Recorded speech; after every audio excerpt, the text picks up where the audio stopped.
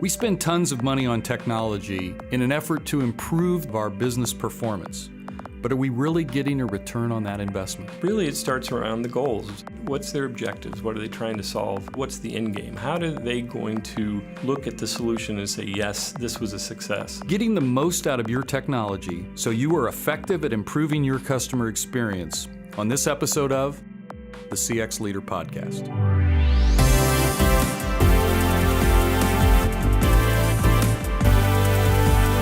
The CX Leader Podcast with Steve Walker is produced by Walker, a business consulting firm that helps our clients unlock the potential of their customer experiences by placing the customer at the heart of all their business decisions. You can find out more at walkerinfo.com. Hello, I'm Steve Walker, Chairman and CEO of Walker Information, and also the host of the CX Leader Podcast. And thank you for listening. The CX Leader Podcast has become the place for CX pros and business executives who want to leverage customer experience as their biggest competitive advantage.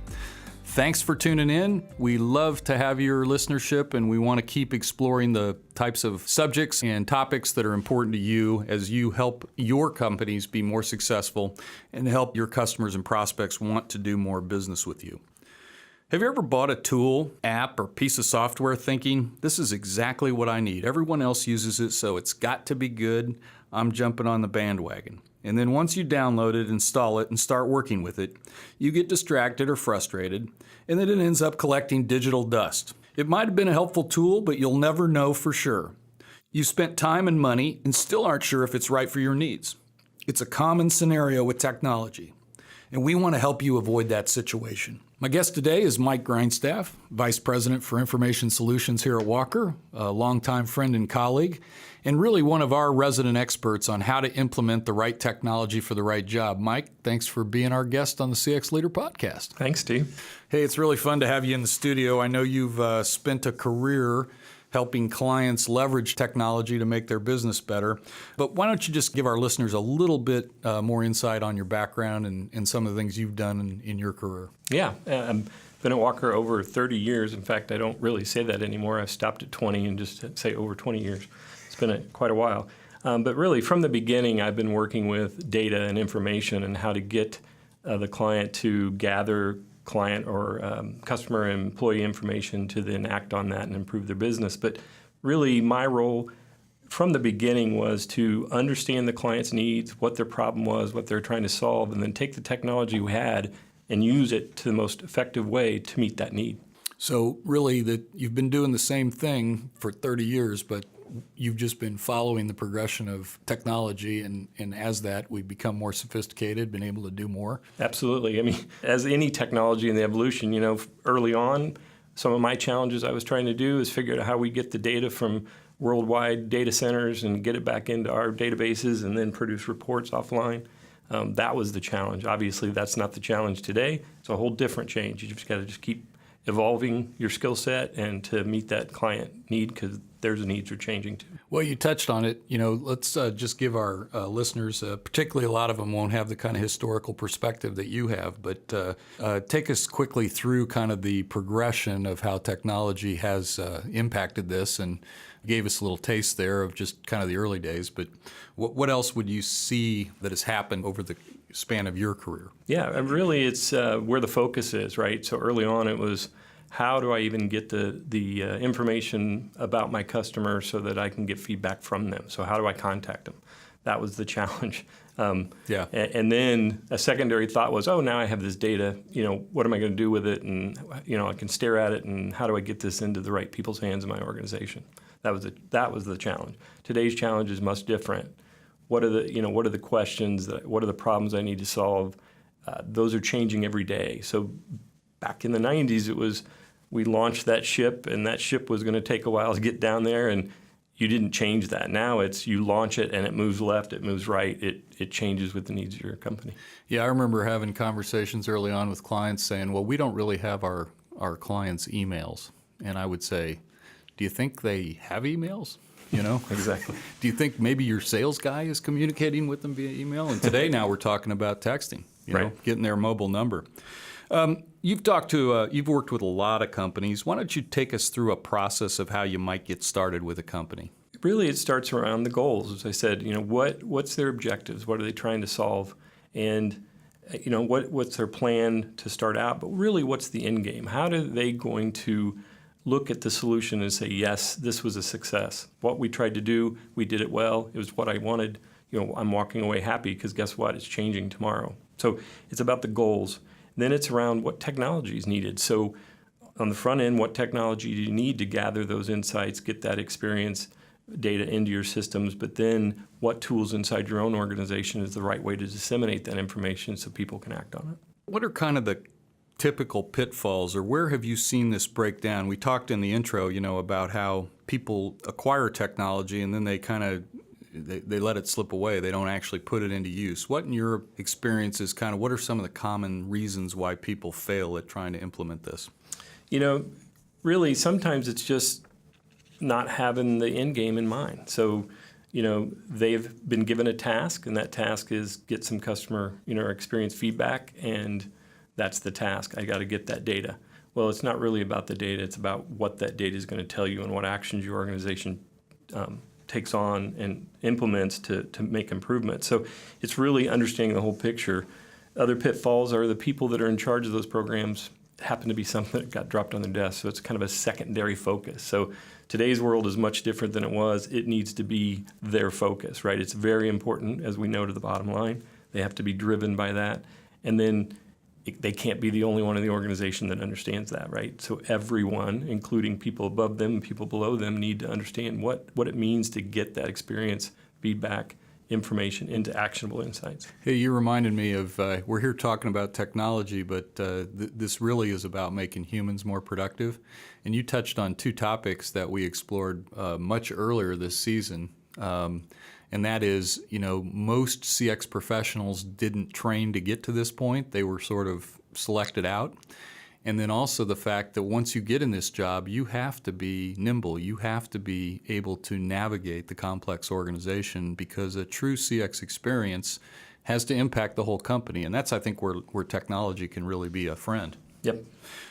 Mike, we talked in the last broadcast about how we at one point had developed a lot of our own technology, and now we're shifting to use some of the more commercially available ones. We've seen a lot of companies make this transition, some at their choice, some at our choice. But what are some of the things that are driving that? Where have you seen the companies start to leverage these new technologies? Yeah, I think it's about, as you mentioned, some of these clients that are moving over to Qualtrics were our clients 20 years ago, 15 years ago, and some are new where we're getting involved because of the complexity of their programs. They're moving. And why they're moving, in my opinion or my perspective, is they might have a very advanced CX program launched. It's effective. It's inside their organization. It's praised. But really what they're realizing is they've got to be agile, right? They got to have this big, what I call keystone program running. But it's almost, as an example, it's almost like that's the ship, but they need to launch little satellite efforts to answer questions because information creates more questions. So if you're just driving the same question set and you're asking the same questions, you're not really getting to that second level, that deeper level of the customer insight and what they really need. So they're moving to a software platform that's flexible, that can handle that complex big program, but then easily can launch a little satellite effort here or there, or we used to call it relationship versus transactional, but really it's beyond that now. It's, okay, from this data, these three questions have arisen. We need to launch something over the next quarter or next month, get some data quick, get to that board member and answer those questions for them. So that tool really does that for them. We've mentioned on the program our preference is to work with Qualtrics. But from your perspective, what does the Qualtrics platform bring to a customer experience program that maybe the historical big battleship, to use your analogy, wouldn't provide? Yeah, and I think it's about really the flexibility for the organization to kind of own whatever part of that they need to own. So we might have a client where they have a CX team, and depending on what that size might be, it might be one member, it might be 20 members. And so this software allows them to take on whatever they need to internally or ask for someone outside, another resource to kind of get the effort launched or take on the big tasks of helping migration with APIs and integration into Salesforce or those kind of things. But really it's they can turn a dial of resource. So it can be as simple as, hey, a person was doing these tasks, have went on and done something else inside my organization. I can't wait to get someone in and get them up to speed to keep this stuff going, so then they can just, grab resources like Walker to do that task. Or it might be, this is a big mountain of tasks that have to happen in the next 30 to 60 days. I'm going to outsource some of that. But then after it gets launched, I can maintain it, I can tweak it, I can launch those small programs on my own. So it really gives an organization flexibility that they've never seen before. Yeah, and that's really essential with what we're dealing with today in the business. Hey, off the mic, we were talking a little bit about a case study, and I know we don't want to disclose the actual client, but could you sort of give us a taste of some of the things that you've seen? Yeah, I've got a client that I currently work with. It's really been fun to watch them take this path, right? So we were doing the big program for them. We might take on a transactional program, and they always were looking for us to do all those tasks. And they might happen to have something going on in HR or something going out in the call center support. They weren't really even aware of that information. They didn't have it in their hands, and really wasn't part of their program. Well, they've migrated to Qualtrics. We've helped them launch their big programs. And now I'm starting to see these other parts of their organization bring that research into that Qualtrics platform, and now all that data is together.